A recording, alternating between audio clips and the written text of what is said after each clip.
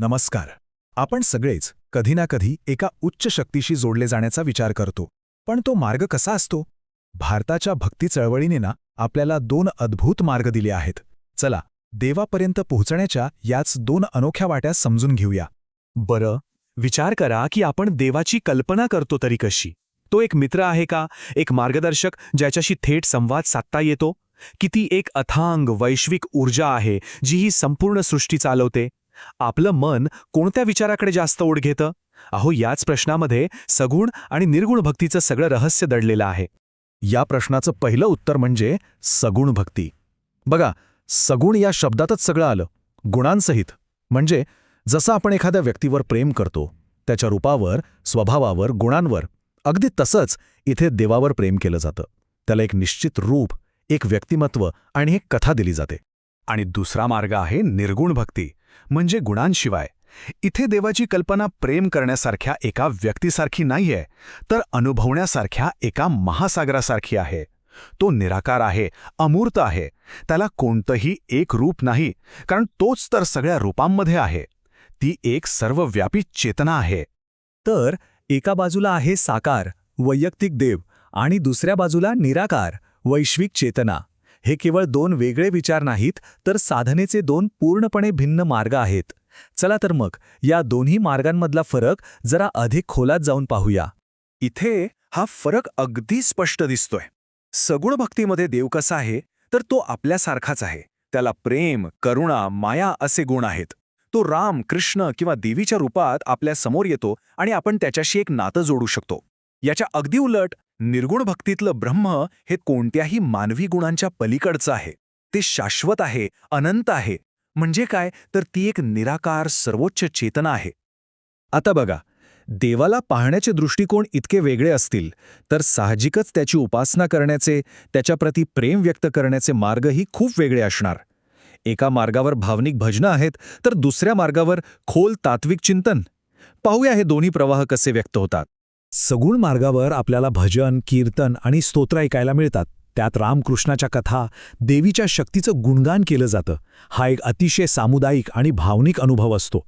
तर निर्गुण मार्गात भर कशावर आहे, तर तात्विक कवितांवर, ज्यात मी कोण आहे, सत्य काय आहे यांसारख्या प्रश्नांवर आत्मपरीक्षण केलं जातं.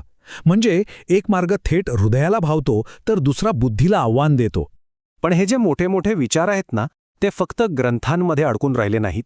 ते लोकांपर्यंत पोहोचले ते महान संतांमुळे. हे संत खरं तर या दोन्ही तत्वज्ञानांचं जिवंत प्रतीक बनले आणि त्यांनी आपल्या काव्यातून आणि कीर्तनातून भक्तीची ही गंगा अगदी घरोघरी पोहोचवली. चला, सगळ्यात आधी पाहूया सगुण संतांना. यांनी प्रेमाचा, समर्पणाचा आणि साकार देवाशी एक वैयक्तिक नातं जोडण्याचा एक अतिशय सोपा आणि सुंदर मार्ग दाखवला. यात सगळ्यात मोठं नाव म्हणजे तुळशीदास, ज्यांनी रामचरितमानसामधून रामाची कथा घराघरात पोचवली. मग आहेत मीराबाई, जिचे कृष्णप्रेमाचे अभंग आजही आपल्या डोळ्यात पाणी आणतात. सूरदासांसारख्या संतांनी आपल्या भक्तीने साकार देवाला जणू जिवंत केलं. त्यांची भक्ती ही त्यांच्या आवडत्या देवाशी असलेल्या एका अतूट वैयक्तिक नात्यावरच आधारलेली होती. आता वळूया दुसऱ्या बाजूकडे, जिथे आहेत निर्गुण संत. यांनी कोणत्याही एका रूपात न अडकता आपल्या सगळ्यांच्या आत असलेल्या एकाच वैश्विक सत्याचा शोध घेण्याचा मार्ग सांगितला. यात येतात कबीरांसारखे क्रांतिकारी संत. ते म्हणायचे, देव मंदिरात नाही, मशिदीत नाही, तो तर प्रत्येक श्वासात आहे.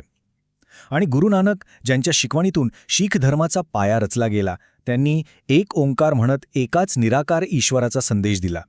या संतांनी जात, पंथ आणि कर्मकांडांच्या निरर्थक भिंती तोडून खऱ्या अर्थानं मानवतेला महत्त्व दिलं. या संतांची शिकवण केवळ तोंडी परंपरेत राहिली नाही, तर ती अमरामर ग्रंथांमध्ये गुंफली गेली. बघा, सगुण परंपरेत आपल्याला रामचरितमानस आणि सूरसागरसारखे भक्तिरसाने ओतप्रोत ग्रंथ मिळतात, तर निर्गुण परंपरेने आपल्याला कबीरांचा क्रांतिकारी बीजक आणि गुरुग्रंथ साहेब सारखे पवित्र ग्रंथ दिले आहेत. तर आत्तापर्यंत आपण रूप पाहिलं, मार्ग पाहिला, संत आणि त्यांचे ग्रंथही पाहिले. पण या सगळ्याच्या मुळाशी काय आहे? या दोन्ही मार्गांचं अंतिम सार म्हणजे गाभा काय आहे? चला, ह्या प्रवासाचा निष्कर्ष पाहूया. हेच या दोन्ही मार्गांचं हृदय आहे. सगुण भक्तीचं सार आहे भावनिक समर्पण. यात काय होतं, तर आपल्या निवडलेल्या देवतेवर सर्वस्व अर्पण करून प्रेम करणं हेच अंतिम ध्येय आहे. आणि याउलट निर्गुण भक्तीचं सार आहे आध्यात्मिक साक्षात्कार. यात बाह्य कर्मकांडांच्या पलीकडे जाऊन स्वतःच्या आत असलेल्या वैश्विक सत्याचा अनुभव घेणं आणि सर्व माणसं समान आहेत हे जाणणं हे महत्त्वाचं आहे. आणि शेवटी एक प्रश्न उरतो. प्रत्येकाच्या स्वतःच्या आध्यात्मिक प्रवासात मन नेमकं कशाकडे अधिक ओढ घेतं? प्रेम करण्यासाठी एका साकार दैवी व्यक्तिमत्वाकडे, की समजून घेण्यासाठी आणि विलीन होण्यासाठी एका निराकार वैश्विक तत्वाकडे? याचं उत्तर अर्थातच प्रत्येकासाठी वेगळं असेल.